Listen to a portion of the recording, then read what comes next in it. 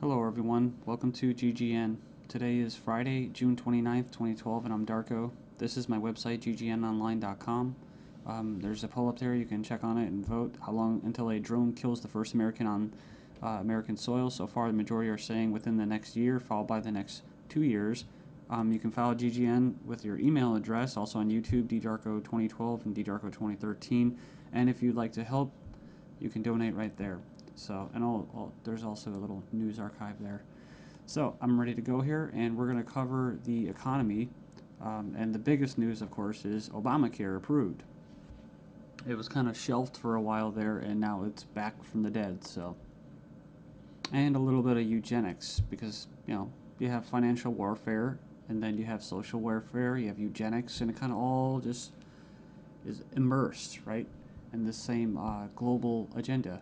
So it says here, Obamacare approved, IRS to force Americans to buy health insurance. It says it's a victory for Obama and a travesty for the middle class. The Supreme Court upheld Obama's health care mandate, empowers the IRS to begin to regulate America's health care by 2014.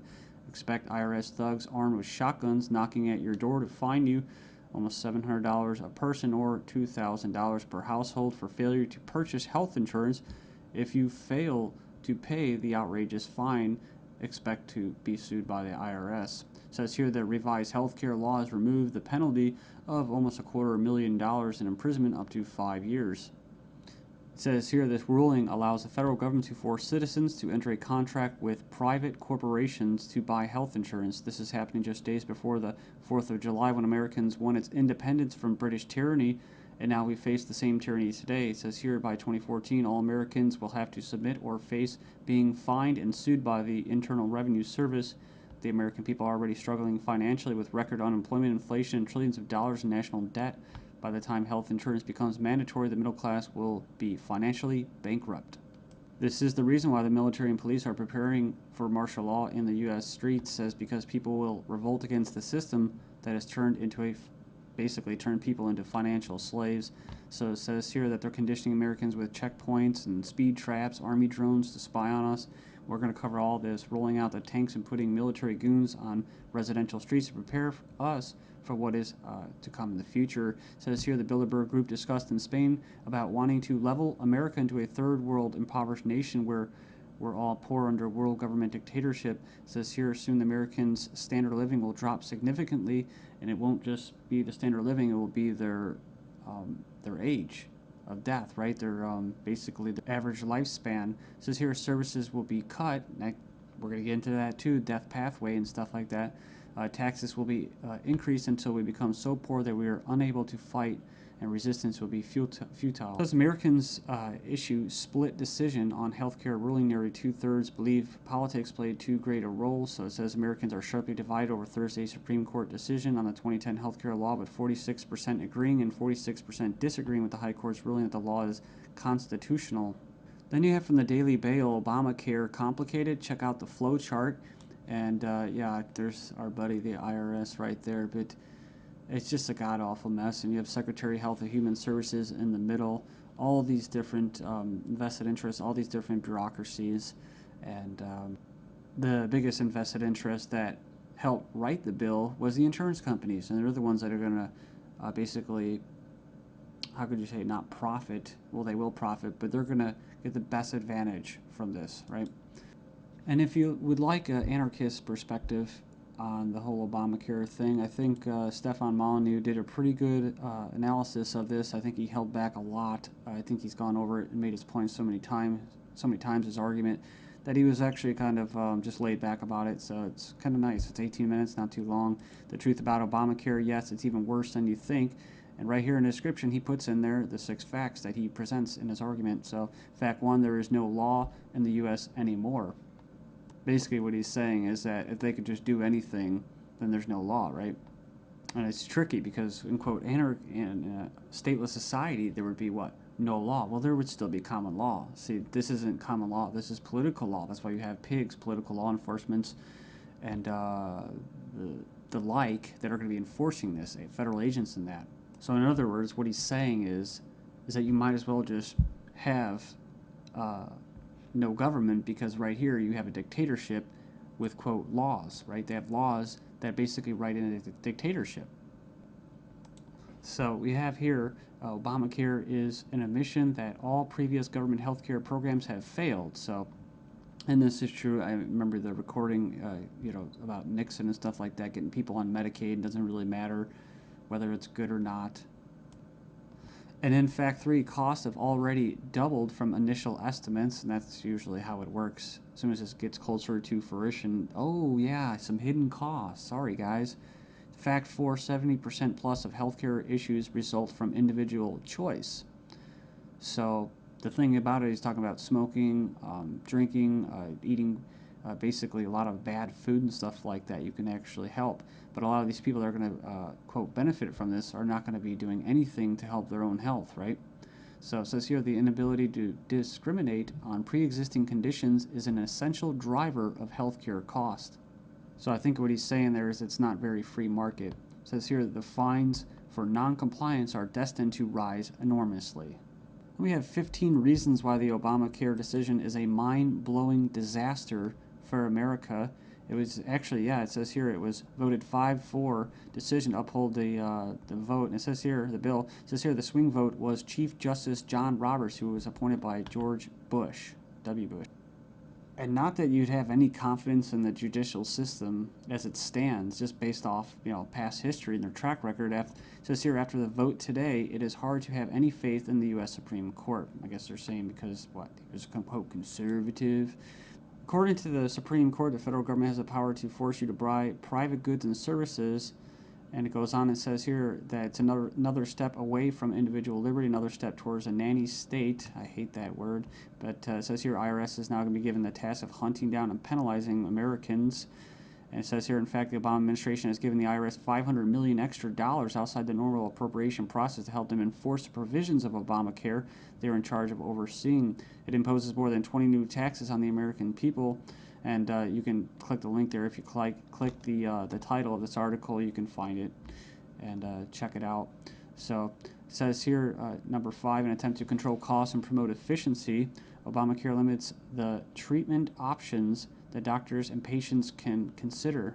In other words, the death pathway, right? The British system, this is likely to result in a decrease in life expectancy. That's what I was talking about in the United States in the beginning of this video. So yeah, it's going to send health insurance premiums soaring, especially for younger Americans. And, it's going to crush small businesses, as they say. And number 9, Obamacare is going to make the emerging doctor shortage in America a lot worse. So hundreds of thousands of doctors are leaving the medical profession because of this. It says here it's already forced the cancellation of dozens of doctor-owned hospitals. And it says here that the following is one example from the Alliance Defense Fund.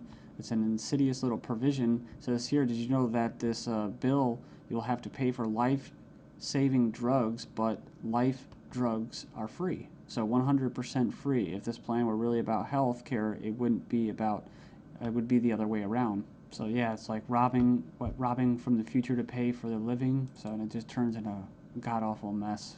It's not even just politics, it's generational. 13 reasons why the revolution might start with Obamacare. Go in there and check that out. I'll just name a few and you can hopefully go in there and check it out. It says here that's a direct tax which is unconstitutional under Article 1, Section 9.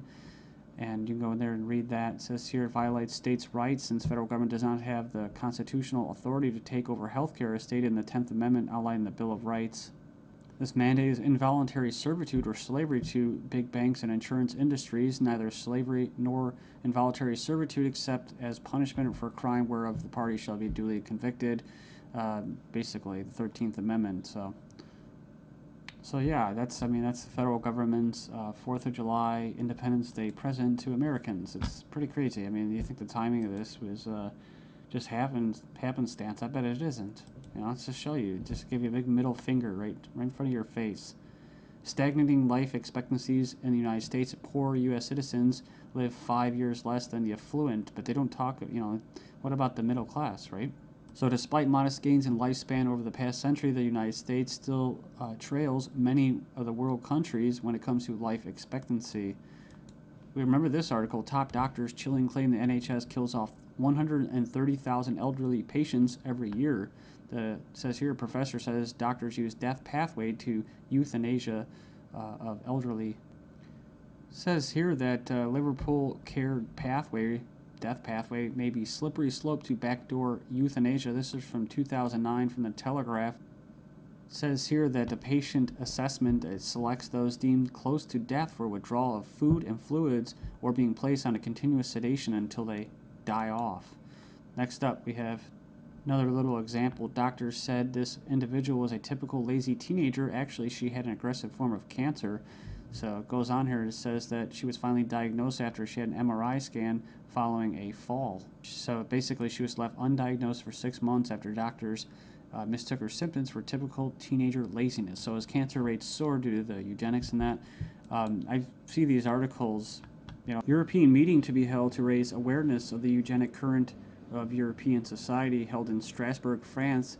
It's hosted by the Parliamentary Assembly of the Council of Europe, or PACE, this week to address the alleged eugenic current of European society and eugenics and human rights issues of prenatal screening. It says here, currently the highest court in Europe is considering a complaint from a woman who claims that she was not given a prenatal screening which would have revealed her daughter's Down syndrome and thus allow her to choose to abort her child. They didn't go into this, which is what? Scottish toddlers to be tested to see if they will grow up to be drug addicts or criminals.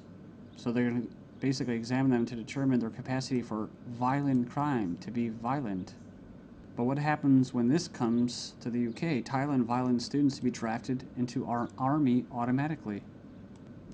And another possibility is this. Desperate Europeans try to sell kidneys and lungs being offered for as much as $250,000 as Europeans are grappling with the economic misery. Illegal organ sales are on the rise with desperate sellers willing to basically part with their kidneys, corneas, bone marrow, and even lungs to put food on the table. It says here, organized criminal groups are preying upon the vulnerable on both sides of the supply chain. So they're not just talking about Israel, they're talking about internet ads spotted across Italy, Spain, Greece, Russia.